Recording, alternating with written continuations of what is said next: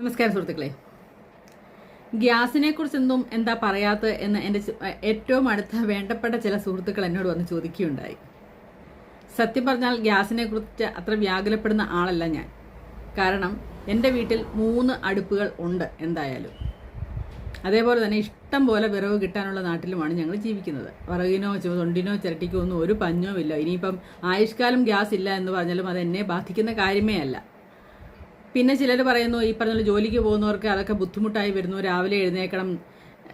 എൻ്റെയൊക്കെ ചെറുപ്പത്തിലേ ഇതിനെ ചീത്ത വിളിച്ചുകൊണ്ട് വരുന്നവർ കാണും, പക്ഷെ ഞാനത് മൈൻഡ് ചെയ്തില്ല. ഞാൻ എൻ്റെ കൊച്ചിലത്തെ കാര്യമാണ് പറയുന്നത്. എൻ്റെ അമ്മയൊക്കെ ഈ ഉച്ച കഴിഞ്ഞ് ചോറൂണ് കഴിഞ്ഞിട്ട് ഇങ്ങനെ പറമ്പിലോട്ട് വിറക്, അവർ കുറേ പേര് കൂട്ടുകാർ കൂടി ഞങ്ങളുടെ അടുത്തുള്ള ഭവാനീച്ചയും അമ്മയും ഒക്കെ കൂടെ ഇങ്ങനെ റബ്ബർ തോട്ടം അപ്പുറത്തെ റബ്ബർ തോട്ടങ്ങളിലുമൊക്കെ ഈ വിറക് പറക്കാൻ പോകുന്ന ഒരു രസകരമായ കാഴ്ചയുണ്ട്. അവധി ദിവസങ്ങളിൽ ഞങ്ങളും കൂടാറുണ്ട്. കാരണം അപ്പോഴാണ് ഇവർ നാട്ടിലത്തെ കഥകളും ഓരോരോ കാര്യങ്ങളും അല്ലെങ്കിൽ നാളത്തേക്കുള്ള കറിയെക്കുറിച്ചും അല്ലെങ്കിൽ അങ്ങനെയുള്ള ചിന്തകളും അങ്ങനെയുള്ള കാര്യങ്ങളും രസകരമായ കാര്യം, ഇനി അമ്മായിമ്മയെക്കുറിച്ചോ അമ്മായിപ്പനെക്കുറിച്ചോ വല്ല കുറ്റമുണ്ടെങ്കിൽ അതും അങ്ങനെയൊക്കെയുള്ള കാര്യങ്ങളൊക്കെ സംസാരിച്ച് ആസ്വദിച്ച് ഉല്ലസിച്ച് നടക്കുന്ന ഒരു സമയമാണ് ഈ വിറക് പറക്കാൻ നടക്കുക എന്ന് പറയുന്നത്.